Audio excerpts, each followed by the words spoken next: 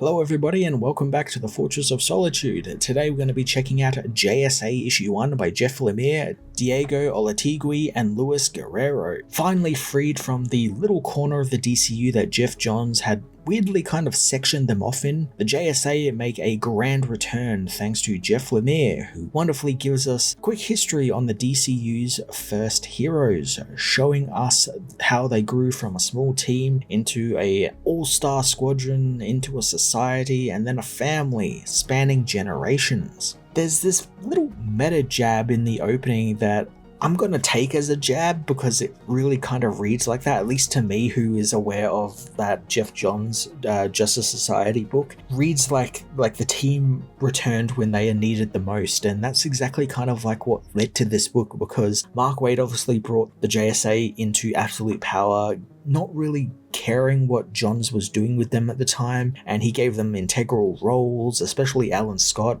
with Jadestone and the stuff in the Green Lantern book, and he positioned them all in some important positions for the All-In initiative, and driving home the idea that they are all better united together, like the Justice Society, the Justice League, the Teen Titans, all of them are better together when they can be together in the same quote-unquote universe. And it just felt and read like it was a little jab, like, finally, these guys are back, and now they can, go team with the Justice League if they want, and do all this stuff, whereas before, they never really could when Johns was writing it. They were just kind of off on their own. They were in continuity, but never really had anything with, any other characters or anything. You'd have, Power Girl appear here and there, and a Superman book, but that was really about it. Now, after that quick refresh, Lemire is quick to get into his mystery story, as in present day, Obsidian and the team are hunting down some Cobra soldiers, wanting to know their target because they were planning on committing an act of terror with some explosives they have. One of the soldiers tells them where they were going to attack and is killed by his partner for betraying the Cobra cult.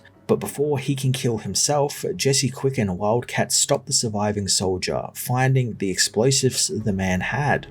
Obsidian, however, tries to go a little bit too far here, forcibly probing the man's mind for answers, but is stopped by his sister Jade, the chairperson and leader of the team, which is something that Obsidian does not really like all that much, since she won't do what is necessary, and he thinks that they should be a little bit harder on these goons. I really like the dynamic that Lemire is building here. This is the newer generation of the Justice Society, and they are a little rougher than the older version. They seemingly are working together in smaller teams, not as a whole unit, and smaller teams that aren't telling the other teams what they are doing, so there's a very disjointed mess happening here. And Jade and Obsidian butting heads is quite interesting, since usually they get along quite well, and Joshua Williamson actually did some great development when he brought those characters back and did all this great stuff with them in the Dawn of DC stuff, Justice League Incarnate, all of that sort of stuff. He built up their relationship with each other and with their father Alan really damn well, and it does feel like it's regressing a little bit here, and there is a good reason for that, and that happens later on in this book, and we'll get to that. But I like that they're making it known here that there is something very wrong with these characters, and it's not some sort of slow build. It's like right off the bat, something's wrong with them and the team. Despite the team fighting, they get into the mission at hand, and at the Brownstone,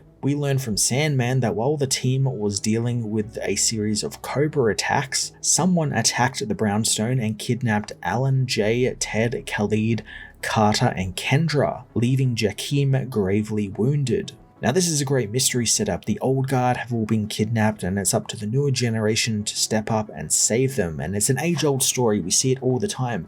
It's literally part of the basis of the Stargirl TV series, and also the JSA's appearance in Smallville. Now, the old guard was kind of like the glue to this team that was kind of keeping it all together, and with them gone, everything just starts falling apart. And I think it's really because they are getting too involved in each other's lives, not in the way that like the JSA originally would, where they were a family, but in this team we've got people like Owlman and Jesse Quick who had a relationship, and that didn't really end very well, and now it's started like leaking into the team. It's their messy breakup is kind of destroying parts of the team, and we get a great moment there with Jesse and Rick trying to talk it out, and Jesse is very, valid in her feelings against Rick because Rick did abandon her during Absolute Power.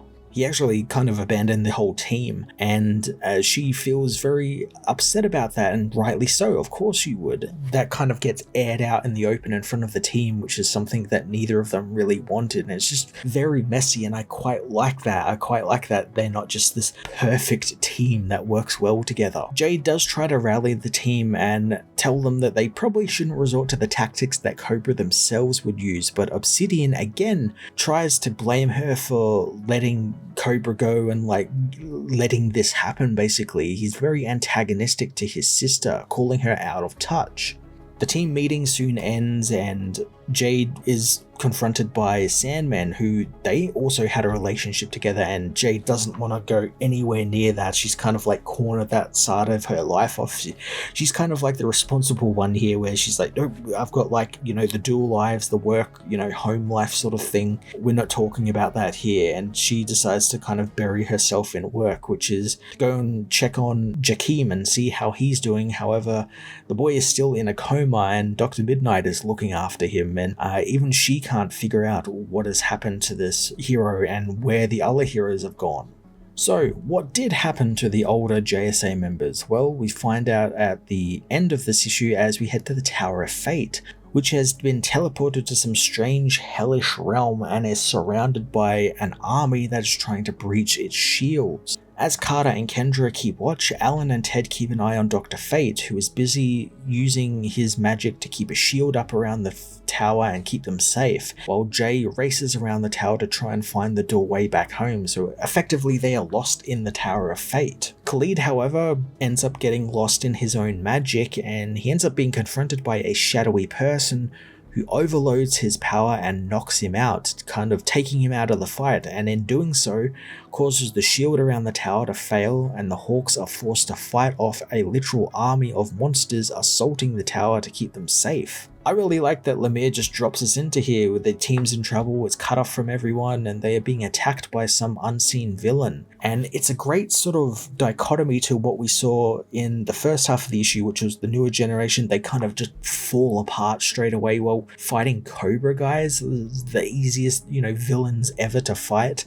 but they can't work well together. But here, this old guard JSA, they can adapt to any situation. They know what the deal is, they know how to work well with each other, and that's just what happens here. They all have a role to play in the team, and they just play it perfectly. And I like that there's that dynamic happening here where we're kind of getting both. We're kind of getting that perfect team that I'm sure many people want. They want that JSA team, and then we're also getting something new and rougher.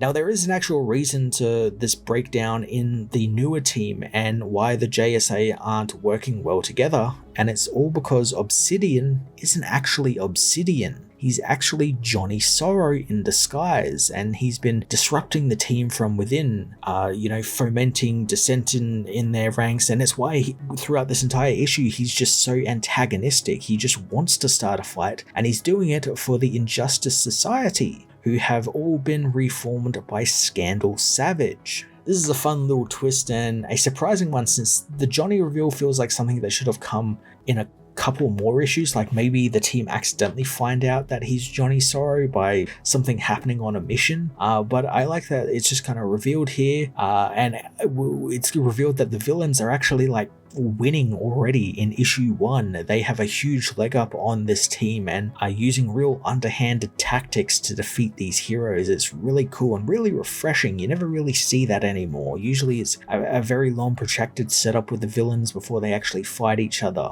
So I really like that we kind of dropped into this story with the villains already winning. JSA issue 1 was a fun beginning to the team making a comeback into the DCU proper after being cornered off by Jeff Johns for a while there. I really like the shattered team story that Jeff Lemire is exploring with the newer characters, and the mystery of where the older team has gone is really compelling as well, especially with the final page reveal of the true villains behind everything. Feels like a very straightforward, no nonsense, no frills superhero adventure, and I'm all for it. I'm going to give this issue a 9 out of 10.